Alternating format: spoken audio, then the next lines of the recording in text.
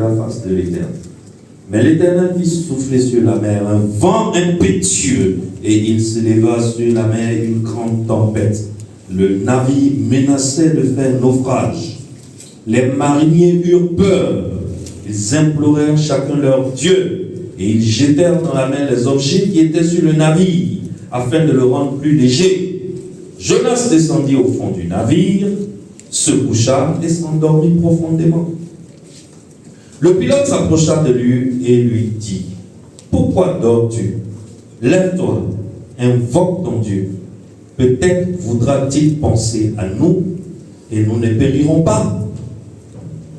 Et ils se rendirent l'un à l'autre. Venez et tirons au sort, pour savoir qui nous attire ce malheur. Ils tirèrent au sort et le sort tomba sur Jonas. Alors il lui dit: dis-nous, qui nous attire ce malheur? Quelles sont tes affaires? Et d'où viens-tu? Quel est ton pays? Et de quel peuple es-tu? Il leur répondit: je suis hébreu, et je crains l'Éternel, le Dieu des cieux, qui a fait la mer et la terre. Ces hommes eurent une grande frayeur, et il lui dit: pourquoi tu fais cela? Car ces hommes savaient qu'ils fuyaient loin de la face de l'Éternel, parce qu'il le leur avait déclaré.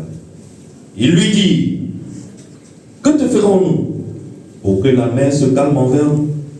Car la mer était de plus en plus orageuse.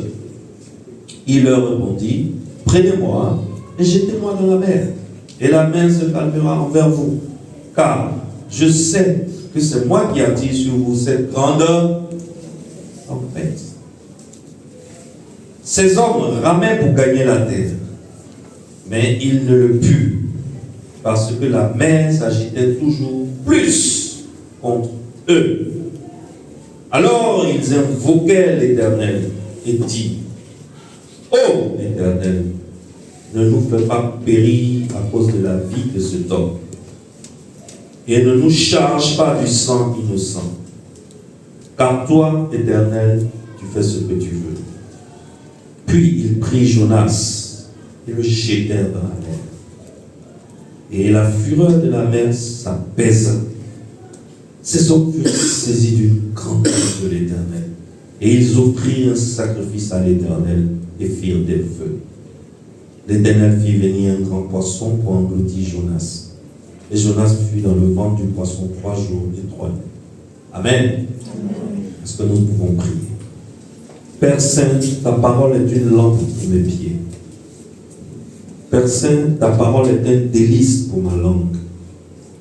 Père Saint, ta parole est comme le miel à mon palais et un baume pour mon cœur. Ce matin encore, tu veux nous faire du bien et tu nous donnes ta parole. Aujourd'hui, jour de la Pentecôte, jour de célébration de la Pentecôte, ton Saint-Esprit est descendu sur la terre parmi les hommes. Et un mouvement a commencé sur cette terre. Ce mouvement a abouti à ce qu'on appelle à Antioche les chrétiens. Mais ce n'était pas la fin, ce n'était que le commencement. Seigneur, aujourd'hui, nous sommes cette nation sainte. Nous sommes cette race élue. Nous sommes ce peuple mis à part pour toi. Parle-nous ce matin au nom puissant de Jésus. Amen. Amen. Amen. Très bien. Alors, c'est l'histoire d'un gars. Le gars, il s'appelle comment? Il s'appelle Jonas. Tu sais, Jonas qui est là, c'est un gars bien. Jonas, c'est un gars bien. Il appartient au peuple de Dieu, l'Israël antique. Quand je dis Israël, il faut faire attention. Il y a l'Israël, la nation d'Israël, l'Israël antique. Et puis il y a Israël, le pays politique qui existe depuis 1948, qui est un pays créé de toutes pièces par les hommes. N'est-ce pas? Alors quand je dis que Jonas appartient à la nation d'Israël, je suis en train de parler du peuple de Dieu antique. Il ne faut pas confondre Israël, le pays politique aujourd'hui, et la nation de Dieu dans l'Antiquité. Les habitants d'Israël, aujourd'hui, on les appelle les Israéliens. N'est-ce pas? Mais ceux de Israël antique, la Bible les appelle les Israélites. Donc, il faut faire la nuance. Donc, tonton Jonas, ce n'était pas un Israélien, c'était un Israélite. Très bien, vous êtes très éveillés ce matin. Et ça me plaît parce que le message de ce matin est un message qu'il faut que le monde entier écoute. C'est un message pour n'importe quel chrétien, quel que soit où il se trouve sur cette terre. Et ma prière est que ce message soit relayé sur YouTube jusqu'à ce qu'il atteigne les oreilles de tous les chrétiens de la terre entière, du moins les francophones. Amen. Alors, en tant qu'Israélite, tonton Jonas, il connaît la loi de Dieu. Il observe les préceptes de Dieu. C'est un bon adorateur de Dieu. Et il déteste l'idolâtrie. Et il hait le péché. Au temps de Jonas, la plus belle ville et la plus grande ville qui existait dans la région s'appelait Ninive. Dis après moi, Ninive. Ninive.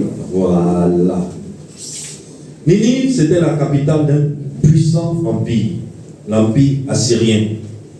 Et la ville de Ninive était une ville magnifique et gigantesque. C'était une ville avec une architecture saisissante. Ça a été très bien construit. Il y avait des palais monumentaux. Il y avait de vastes jardins bien sculptés, bien dessinés, bien entretenus. Et la ville de Ninive avait de grandes réserves d'eau et de grandes réserves de nourriture. Et en même temps, Ninive était un grand carrefour commercial. On y trouvait de grandes richesses.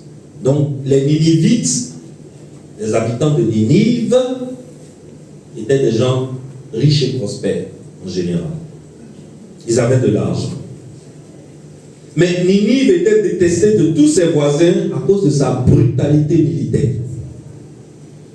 Ça veut dire quoi? Ninive était la superpuissance militaire de toute la région.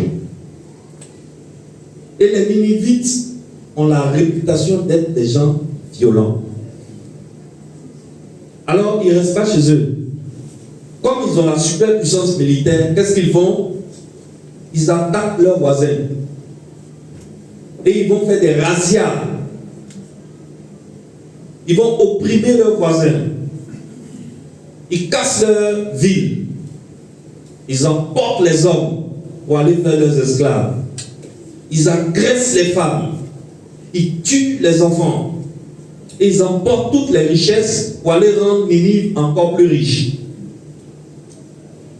Voilà la réputation que Ninive avait. Et c'est la réputation que l'Assyrie avait. Parce que Ninive, c'est comme Côte d'Ivoire. Le pays, c'est Assyrie. La capitale, c'est Ninive. C'est comme Côte d'Ivoire. La capitale, c'est... On ne sait plus. Secoue, Seigneur. Seigneur est sûr, on est en capitale. Ou bien.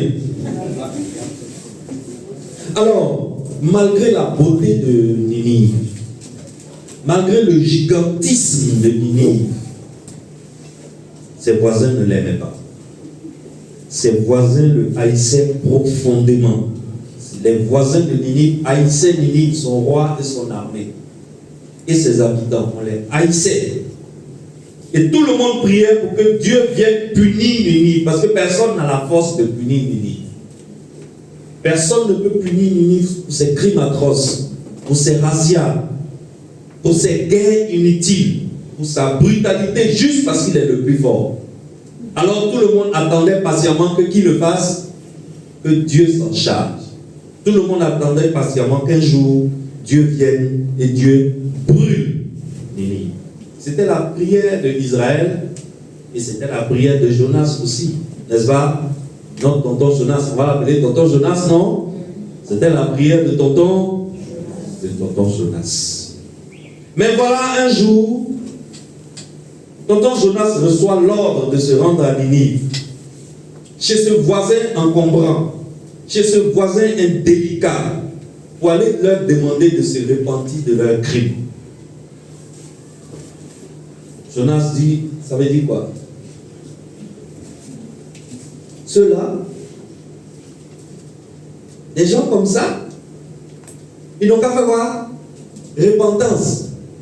Non, non, non. Ceux-là, ils doivent mourir. Ceux-là, les atrocités qu'ils ont commises, le nombre de femmes qu'ils ont agressées, le nombre de familles qu'ils ont brisées, le nombre de fortunes qu'ils ont emportées, ils n'ont pas fait quoi? Repentance. Mais le problème de Jonas, c'est que ce n'est pas n'importe qui lui a donné l'ordre. Qui lui a donné l'ordre? L'Éternel. Le Dieu qu'il craint. Le Dieu qu'il adore avec tout son cœur. Le Dieu devant qui il se prosterne chaque matin. Yahweh. L'Éternel qui a fait traverser la mer Rouge à ses ancêtres. Qui a ouvert la mer Rouge et puis ses ancêtres sont passés. Ce Dieu qui a détruit Pharaon. Ce Dieu qui a transformé la rivière Mara en une eau douce, juste parce que Moïse a jeté un bois dedans. Ce Dieu qui a battu Amalek dans le désert. L'Éternel Dieu qui a fait le ciel et la terre. C'est lui qui donne ce don. Tonton Jonas, il est vraiment emmerdé. Il n'est pas content du tout. Jonas, il connaît très bien l'histoire du peuple juif. Jonas sait que habituellement, ce qui se passe habituellement, c'est que quand Dieu veut se révéler à une nation païenne, Dieu demande à la nation là de venir où? À Jérusalem, pour le découvrir au temple, pour voir son faste, pour voir sa grandeur, pour voir sa puissance. Dans quel coup, aujourd'hui, toi, le Seigneur, tu me demandes le chemin contraire? Au lieu que les Ninivites viennent à Jérusalem pour découvrir qui est le seul vrai Dieu, tu me demandes, moi, de faire quoi? De me diriger plutôt vers Ninive, de sortir d'Israël, de sortir de mon royaume pour aller dans un royaume étranger. En plus, Seigneur Dieu, ce que tu me demandes là, est-ce que tu es sûr que tu m'aimes vraiment? Est-ce que tu connais les gens sur qui tu m'envoies là? Un coup peut-être vite. C'est les gens, eux, qui n'arrivent pas à décapiter. Eux, ils travaillent à épée. Tu entends fier, ils vont déjà couper ta tête. C'est des gens brutaux. C'est des gens, Ninive avait la réputation dans le monde antique. Nous-mêmes, on a appris ça dans l'histoire quand on était à l'université. Ninive a la réputation d'être une nation très brutale.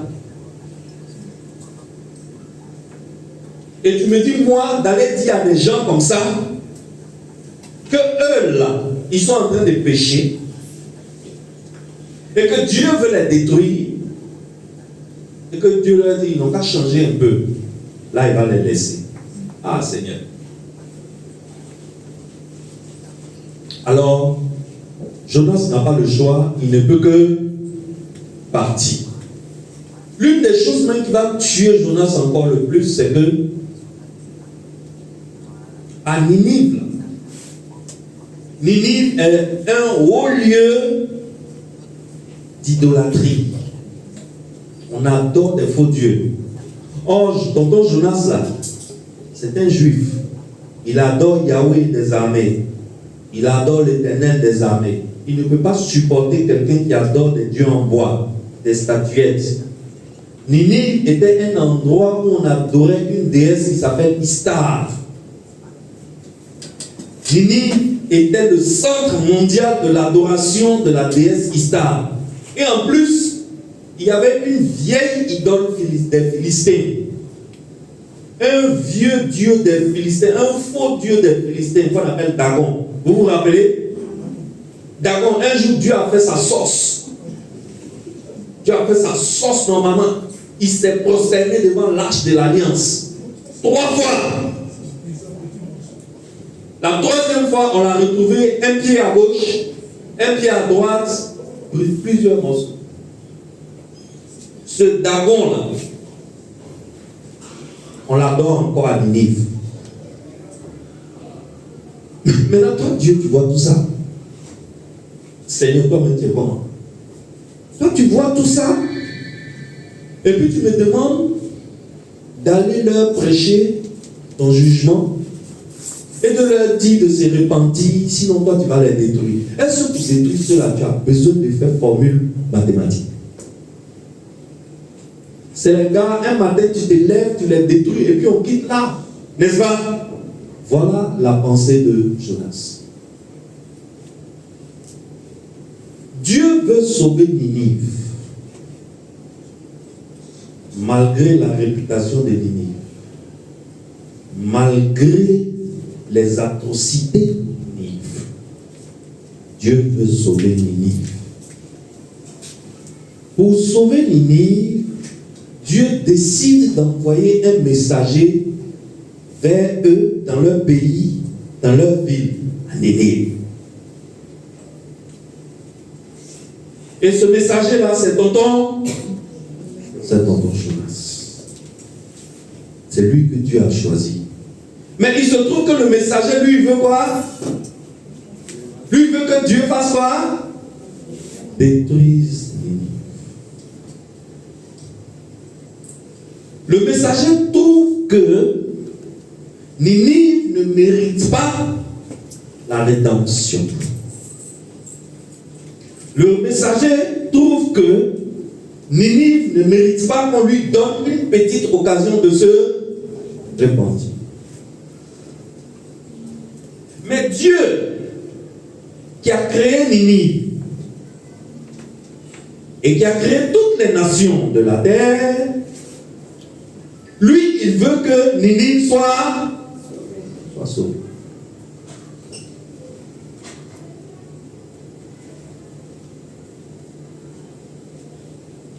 Aujourd'hui, nous les disciples du Seigneur Jésus-Christ, nous sommes dans la même situation que tonton Jonas.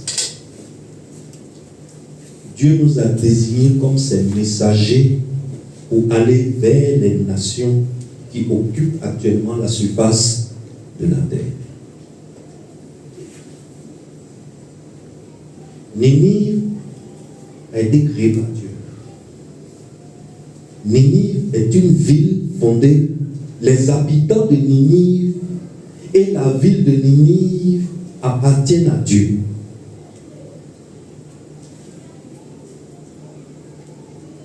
Toi, à qui ces villes n'appartiennent pas, tu n'as aucun sentiment pour ces villes. Mais celui qui, lui, a créé ces villes, lui, il a un sentiment pour cette ville. C'est pour cela que lui, avant de frapper la ville, il donne un temps pour qu'un messager vienne pour apporter son message, pour leur dire, répentez-vous.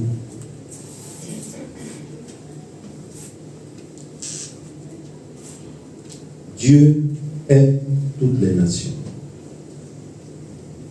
Israël croyait que Dieu allait détruire toutes les nations de la terre pour que lui, Israël, seul occupe toute la terre. Alors que ce n'était pas du tout la vision de Dieu. Qu'est-ce que Dieu dit dans la Bible? Laisse-moi te montrer ce que Dieu dit dans la Bible. Dieu dit, nous sommes en ce passage-là, Jérémie chapitre 2, verset 3. Jérémie chapitre 2, verset 3. Voilà ce que Dieu dit. Israël était consacré à l'Éternel. Il était les prémices de son revenu. Qu'est-ce que ce français veut dire? Israël était les prémices du revenu de Dieu. Ça veut dire quoi? Le revenu, c'est quoi? C'est ce qu'on obtient après un travail, n'est-ce pas? Ça veut dire que Dieu a fait un travail. Et le revenu de ce travail-là, ce sont les nations. Mais de toutes les nations de la terre qui sont le revenu du travail de Dieu, il y a une qui est les prémices. Qu'est-ce qu'on appelle prémisse? La prémisse, c'est ta toute première récolte. La prémisse, c'est ton tout premier salaire. Les prémices, c'est tes tout premiers revenus sur une activité. Et un homme spirituel, un homme qui est bien enseigné, un homme qui connaît le monde invisible, je ne dis pas un chrétien, parce que même les musulmans qui sont bien spirituels connaissent cette loi. Même les francs-maçons qui sont bien enseignés connaissent cette loi. Même les féticheurs qui sont bien enseignés connaissent cette loi. L'une des lois de la richesse, l'une des lois de la prospérité, si tu veux que Dieu mette la main dans ton affaire d'argent, si tu veux que tes affaires prospèrent de façon surnaturelle, ne mange jamais ta première récolte toi-même. Si tu cherches à travailler quand tu as eu ce travail, ton tout premier salaire qu'on met dans ta main, ne mange jamais. Parce qu'on appelle ça les prémices. C'est lui qui mange les prémices à manger ce qui appartient à Dieu. Regardez la suite du passage. Regardez ce qui arrive à celui qui mange prémices. Tous ceux qui en mangeaient se rendaient coupables. Tous ceux qui mangeaient qui? Israël. Se rendaient coupables. Et le malheur fondait sur eux, dit l'Éternel. Tous ceux qui mangeaient la prémisse du travail de Dieu, le malheur fond sur eux. On ne mange pas prémisse.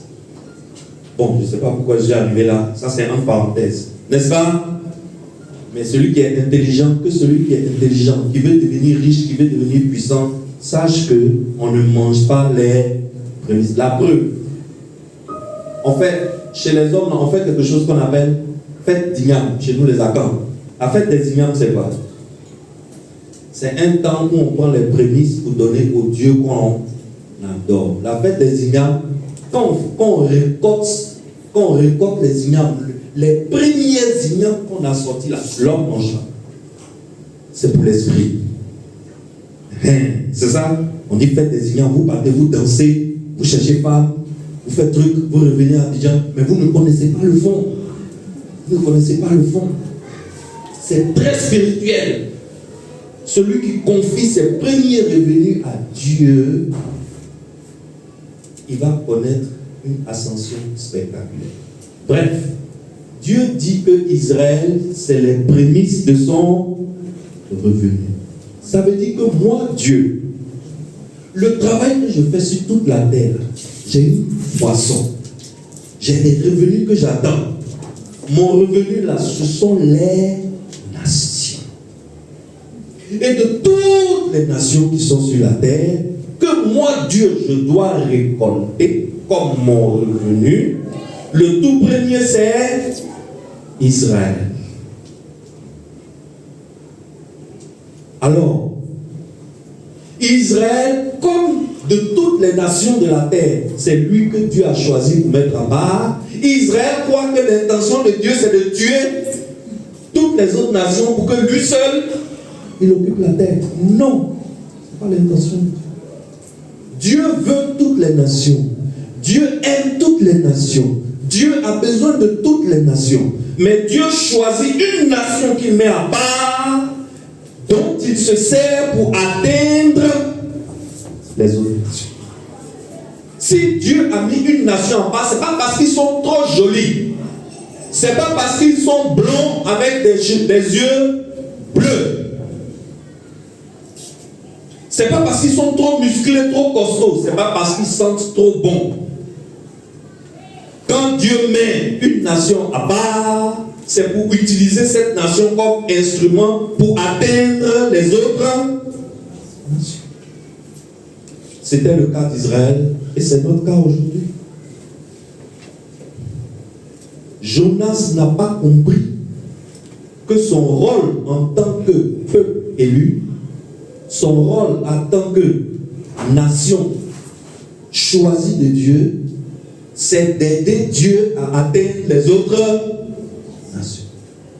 Alors que, donc, voilà comment ils se comportent. En tant que peuple élu de Dieu, ils sont dans l'orgueil de cette élection et ils pensent qu'ils sont les meilleurs sur la terre et ils pensent que c'est eux seuls que Dieu aime et c'est eux seuls que Dieu veut et que Dieu veut détruire tous les autres. Alors quand Dieu dit à Jonas, va à Ninive, va annoncer mon jugement, dis-leur que j'attends la repentance, sinon je vais les frapper. Jonas ne comprend pas.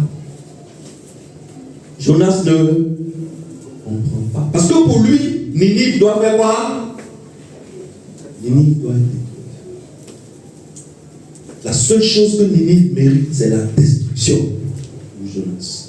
Alors que dans la pensée de Dieu, Ninive ne doit pas être détruite. Même une seule personne ne doit pas être détruite à Ninive. C'est pour cela que Dieu veut que Ninive entende son message et que Ninive ait l'occasion de se repentir. Voilà Dieu qui veut envoyer un messager vers un peuple et le messager est réticent. Bizarrement, curieusement, on dirait que toutes les personnes que Dieu choisit d'envoyer ont le même comportement, le même esprit. En Côte d'Ivoire, si on dit, ils ont le même mood. Aujourd'hui, il existe une nation. Les ethnologues, ceux qui étudient les peuples, ceux qui étudient les nations qui habitent la terre, quand ils ont fini de faire leurs études, ils ont trouvé que à la surface de la terre, si on veut dénombrer le nombre de nations, qu'est-ce que les ethnologues appellent nations? En fait, les ethnologues fonctionnent comme dans Genèse chapitre 10, Genèse 11 et le début de Genèse 12. En Genèse chapitre 10, Dieu nous montre les 70 nations qui vont occuper la surface de la terre. En Genèse chapitre 11, Dieu nous montre que au lieu que ces 70 nations s'éparpillent, les 70 nations ont fait quoi? Ont décidé de se mettre ensemble pour construire la tour de Babel. Alors qu'est-ce que Dieu fait? Dieu descend et vient au milieu d'eux et Dieu leur donne des langues différentes. Les langues différentes là, ce qui se passait c'est quoi? C'est que 2 personnes, 3 personnes se comprennent. Les 2, 3 qui se comprennent, ils prennent la main, ils s'en vont à gauche. 2, 3, 4, 5 personnes se comprennent, ils se prennent la main, ils vont à droite. C'est comme ça que Dieu a réussi à éparpiller toutes les nations sur la surface de la terre. Donc, c'est la tour de Babel qui est le point de départ de toutes les nations qui sont sur la terre aujourd'hui. Et les ethnologues ont fait leur recensement, ils ont trouvé que si on ne tient pas compte des frontières politiques qui existent aujourd'hui, par exemple, moi je vois Côte d'Ivoire, Ghana, Togo. Quand je regarde bien, le centre de ces 3 pays, c'est Ghana. Parce que Côte d'Ivoire, je vois Côte d'Ivoire là, les traditions, c'est des traditions à Caen. Même chose comme les traditions à Chantilly.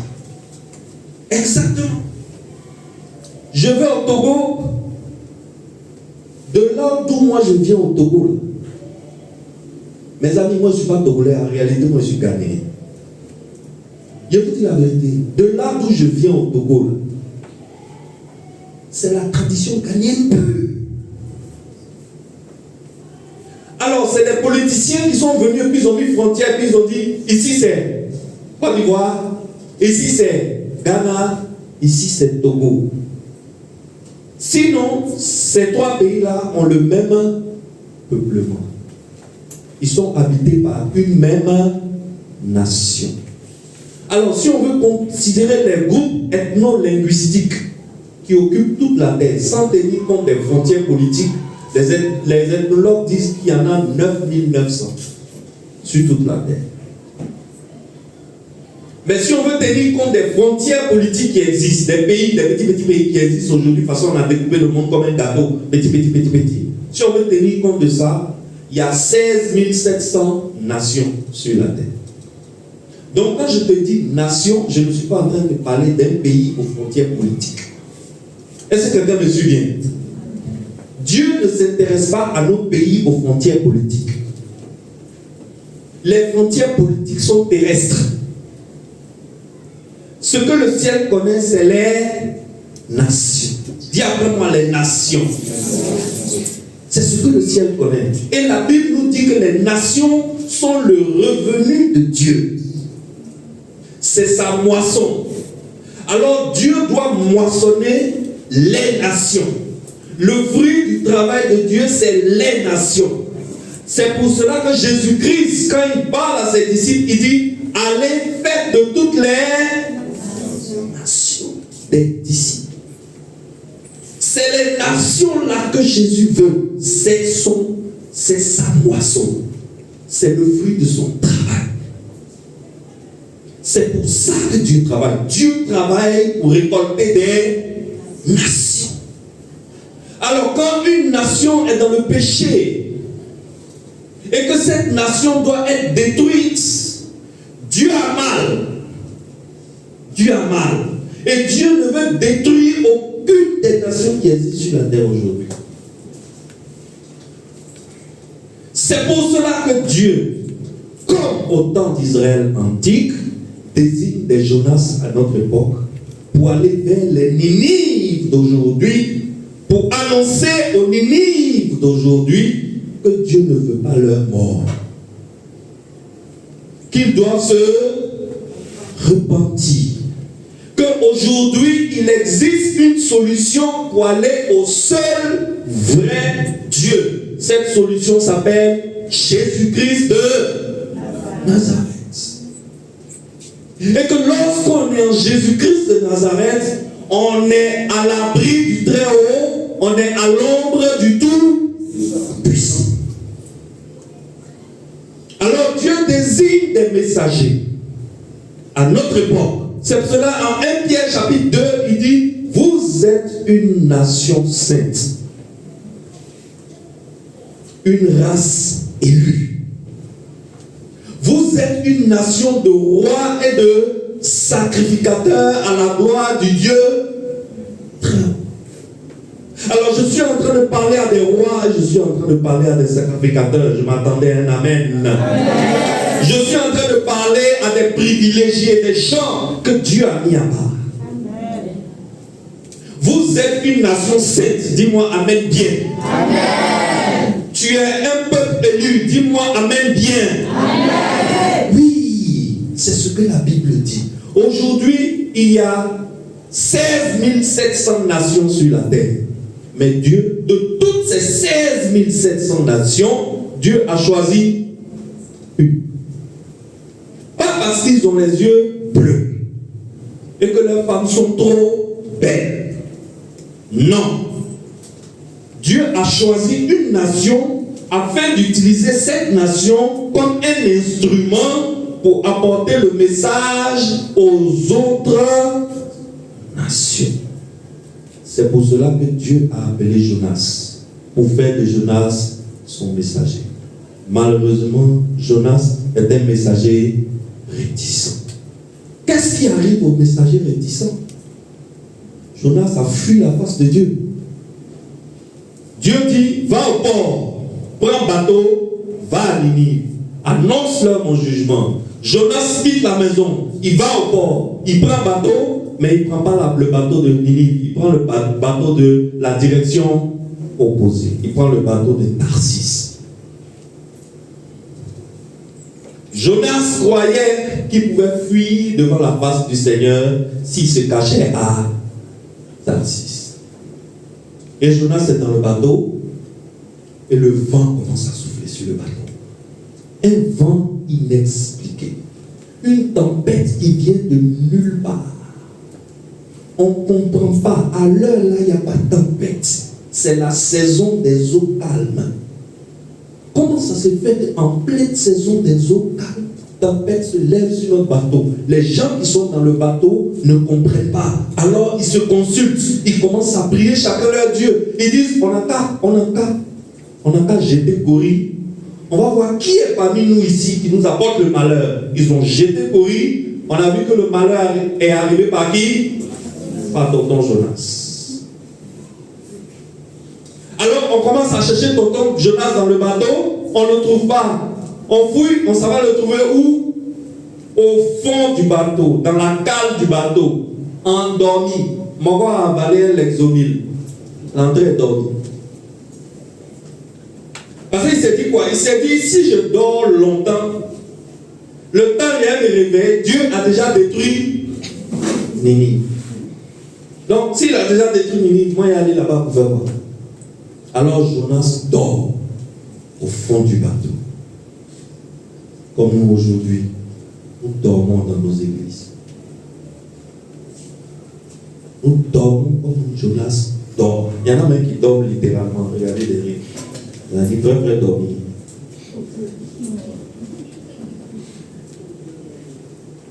Nous dormons dans nos églises. Dormir dans l'église, c'est quoi? Dormir dans l'église, c'est être dans une église qui se rassemble tous les dimanches pour faire de beaux cultes. De bons cultes entre convertis sans tenir compte des non-convertis qui sont encore dehors. C'est ça qu'on appelle dormir. C'est ça qu'on appelle aller dans la direction opposée. Une église qui existe et la seule chose qui l'intéresse, c'est la communion fraternelle de dimanche. Et cette église n'a pas une stratégie pour augmenter le nombre de convertis, pour se tourner vers ceux qui n'ont pas encore le message de la rédemption. Il faut savoir que pendant que tu es assis ici en train de faire culte parfois, Dieu n'est pas content. Pourquoi? Parce que tu n'as pas tenu compte des non-convertis qui sont autour de toi.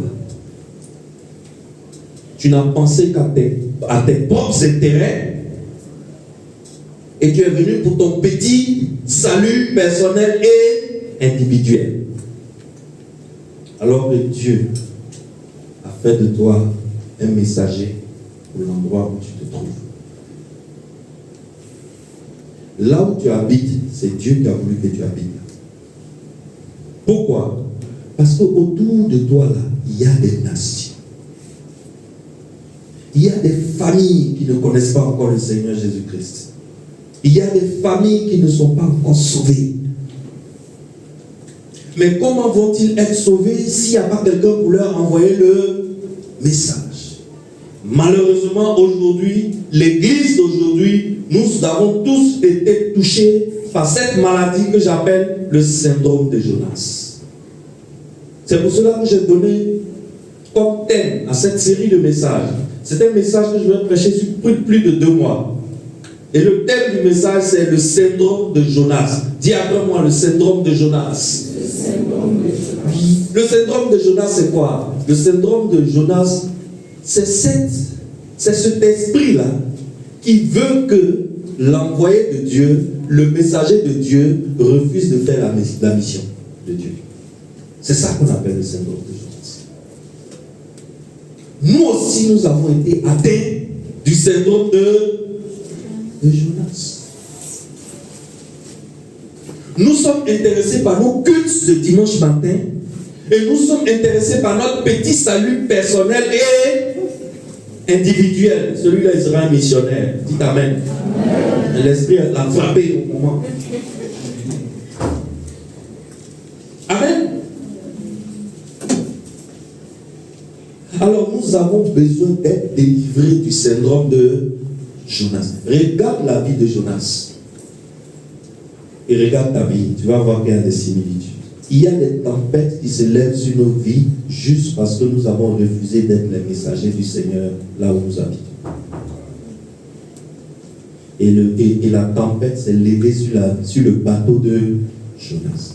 Pour que la tempête se calme, qu'est-ce que les gens ont dû faire? Ils ont pris Jonas, ils l'ont jeté hors de l'eau. Mais pour le jeter hors de l'eau, même les gens là, ils avaient mal au cœur. Parce que les gens là n'avaient pas envie de détruire une âme.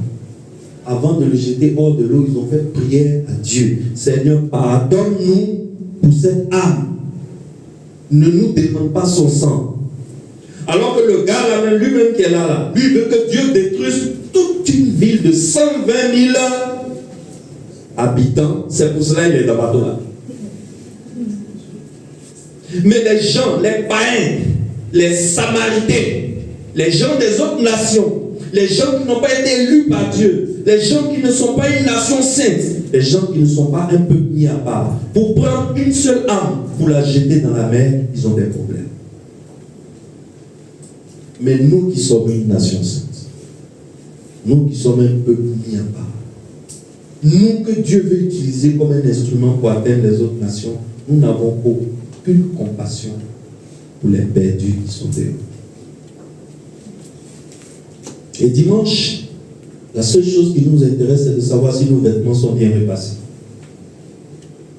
si nos chaussures sont bien cirées, si nos chaussettes sont toutes neuves, et si on a un parfum dernier cri qui tue.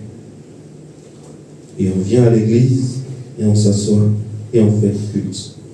On adore Dieu, on applaudit Dieu en club d'amis. Nos églises sont devenues des clubs du dimanche. Nos églises sont devenues des endroits où des amis se retrouvent ensemble dimanche pour louer Dieu. C'est tout. Et le travail que Dieu nous demande en tant que messager, on refuse de les faire. Alors nos églises aujourd'hui sont remplies de tontons Jonas et de tantilles Jonas. Comment femme de Jonas, on appelle ça avant. Et de tantilles Jonas. Acclame pour un tonton Jonas. Acclame très fort pour un tonton Jonas. Maintenant, acclame pour une tantille Jonas avec eux à la fin. Parce qu'il y en a beaucoup dans nos églises. Nos églises sont remplies de tontons Jonas, remplies de tantilles Jonas. Nous n'avons aucune compassion pour les perdus qui sont dehors. La seule chose qui nous intéresse, c'est nos propres fesses. Malheureusement, comme Jonas, la seule chose qui intéresse Jonas, c'est son propre salut et le salut d'Israël. Mais pour lui, Dieu doit détruire toutes les autres villes de la terre. Non. Ces villes-là, c'est la moisson de Dieu. C'est à cause de ces villes et de ces nations-là que Dieu a travaillé depuis le commencement du monde. Et aujourd'hui, Dieu veut les moissonner. Alors, qu'est-ce que Dieu fait?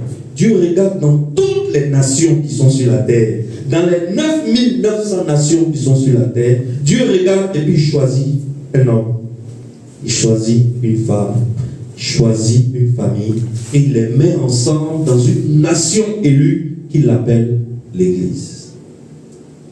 Aujourd'hui, la nation de Dieu, c'est l'Église. Le peuple élu, c'est l'Église. La race mise à part pour Dieu, c'est l'Église. Alors, pourquoi l'Église est devenue un messager réticent qui ne veut pas aller porter le message à Nénive? Pourquoi l'Église se comporte-t-il comme tonton Jonas? Pourquoi tous les envoyés de Dieu se ressemblent-ils tous? Pourquoi dès que Dieu choisit quelqu'un pour être son messager, cette personne devient un tonton Jonas? Pourquoi? Alors ce matin, nous allons prier pour la délivrance des Jonas qui sont dans cette salle. Et nous allons prier pour la délivrance de tous les Jonas, de toutes les églises chrétiennes du monde. Amen. Nous allons nous tenir debout, nous allons commencer à prier pour la délivrance de l'esprit de Jonas, la délivrance du syndrome de Jonas. Père, Seigneur, notre Dieu, délivre le temple-gloire de Benjerville de l'esprit de Jonas. Délivre le temple-gloire de Benjerville du syndrome de Jonas. Je veux t'entendre prier. Commence à prier. Dis, Seigneur, délivre-moi du syndrome de Jonas. Délivre-moi du syndrome de Jonas, Seigneur. Je n'avais pas compris que tu m'as choisi pour être ton messager. Mais ce matin, je comprends que mon élection, c'est pour que je sois ton messager. Alors Seigneur, désormais, je vais faire attention à toutes ces nations qui habitent autour de moi. Ces nations qui sont mes voisins à la maison. Ces nations qui sont mes voisins au travail. Ces nations qui sont mes voisins à l'université. Ces nations qui sont mes voisins à l'école. Seigneur, je n'avais pas compris que ces nations c'était de l'or pour toi.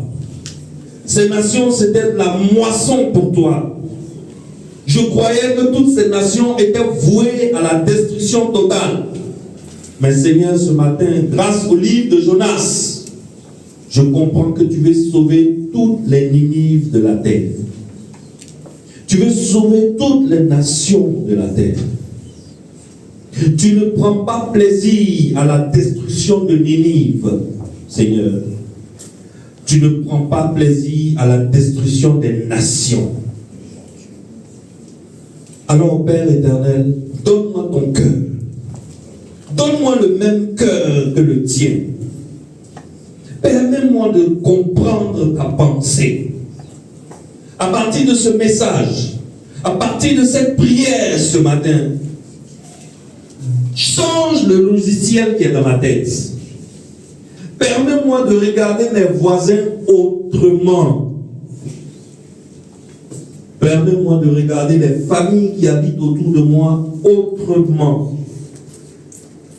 Permets-moi de comprendre que ces familles ont besoin du salut en la personne du Seigneur Jésus-Christ. Je veux donc être ce messager dynamique, ce messager qui travaille très bien pour toi. Je ne veux pas faire comme Jonas. Je refuse d'être tonton Jonas. Je refuse le syndrome de Jonas sur ma vie. Je refuse le syndrome de Jonas sur mon église. Je refuse le syndrome de Jonas sur l'église ivoirienne. Je brise le syndrome de Jonas sur l'église francophone. Seigneur, au nom puissant de Jésus, j'annule tout esprit de Jonas dans le cœur d'un chrétien aujourd'hui. Je refuse que les chrétiens de ma génération soient des messagers réticents qui refusent d'aller porter le message de Dieu aux nations qu'il veut sauver. Alors, Père, viens dans cette église. Viens dans l'église ivoirienne. Change le logiciel qui est dans nos têtes. Change le logiciel qui fonctionne dans nos cœurs. Donne-nous la compassion pour les nations. Donne-nous l'amour pour les nations. Permets-nous de voir en chaque personne qui n'est pas encore convertie quelqu'un qui a la capacité de se repentir. Permets-nous de lui donner le message du salut, le message de la croix, le message de la rédemption en Jésus-Christ de Nazareth. Désormais, Jésus-Christ est mort à la croix, le péché est vaincu. Le péché est effacé. Désormais, tous ceux qui sont en Jésus-Christ sont justes. Alors, Seigneur, ma prière est que toutes les familles qui habitent autour de moi soient touchées par le message que je vais leur apporter et leur donner la possibilité d'être sauvés, de ne pas mourir. Tu ne voulais pas que Ninive meure. Il y avait 120 000 âmes à Ninive. Seigneur, tu ne veux pas que 120 000 âmes meurent. Alors tu leur as envoyé Jonas afin qu'ils puissent se repentir. Aujourd'hui, nous avons 16 700 nations sur la surface de la terre. Permets-nous d'atteindre toutes ces nations. Permets-nous de comprendre notre position du message. Et enlève de notre cœur toute réticence. guéris-nous du syndrome de Jonas. Nous allons répéter ensemble 3 fois. Père, guéris-nous du syndrome de Jonas. Guéris-nous du syndrome de Jonas. Père, guéris-nous du syndrome de Jonas. Guéris-nous du syndrome de Jonas. Père, guéris-nous du syndrome de Jonas. Guéris-nous du syndrome de Jonas. Au nom puissant de Jésus. Amen. Acclame pour le Saint-Esprit qui vient nous guérir maintenant. Amen. Alléluia. Alléluia. Tu peux t'asseoir. Nous avons fini la partie 1 de cette série de messages qui s'appelle le syndrome de Jonas. La partie 1, le titre de la partie 1, c'est le messager réticent. Dis après moi, le messager réticent. En fait, tu parles de toi-même, quoi. Quand tu dis le messager réticent, tu parles de toi. Nous sommes tous des messagers réticents. Qui est venu ici à l'église avec une famille qu'il a invitée ce matin? Voilà, mon fils Ariel, il a invité son cousin. Ariel est le seul ici qui n'a pas, ce matin, qui n'a pas eu le syndrome de Jonas. Acclamé pour Ariel.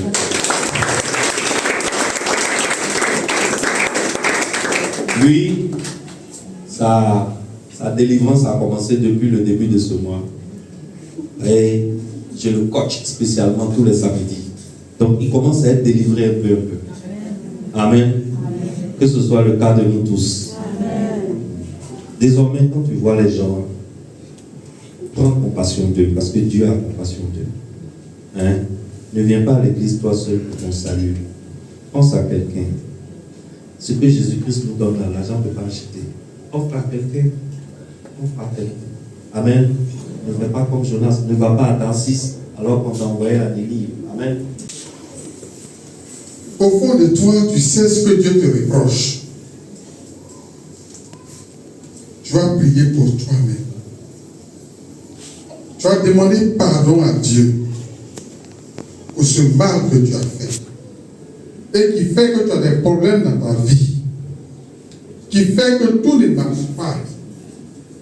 Tu fais que le diable a le droit légal de te faire du mal.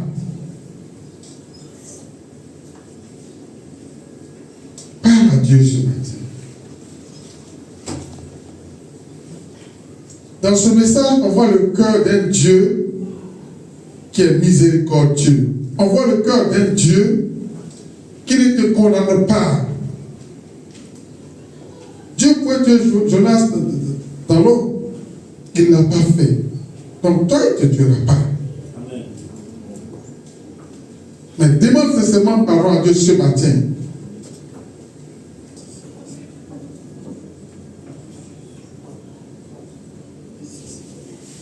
Ton péché a été ôté par le sang de Jésus. Invoque le sang de Jésus sur ta vie maintenant. Invoque le sang de Jésus sur tes blocages maintenant.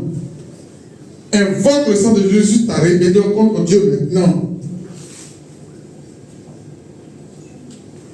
Et déclare que c'est fini.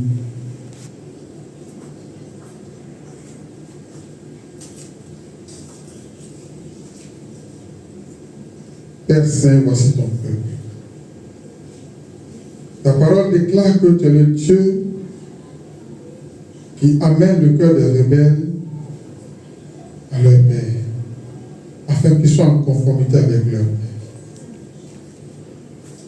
Par le sang de Jésus, tu détruis toute notre rébellion contre ton Père.